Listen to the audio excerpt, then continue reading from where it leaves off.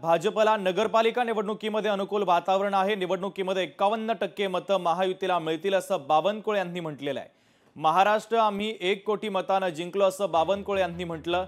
तर 2029 ची निवडणूक आम्ही 1.5 कोटी मतांना जिंकू, महसूल मंत्री चंद्रशेखर बावनकुळे यांनी विश्वास व्यक्त केलेला आहे।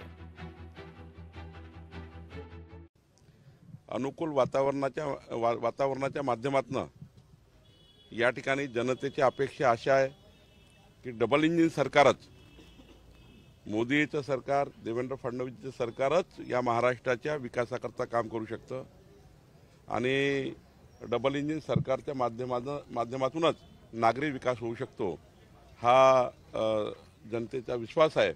आणि म्हणून नगरपालिकेच्या निवडणुकीमध्ये 51% मतं महायुतीला भाजपाला मिळतील आणि या निवडणुकीतून 2/3 बहुमत हे भाजपा महायुतीला मिळेल अशी महाराष्ट्राची परिस्थिती आहे।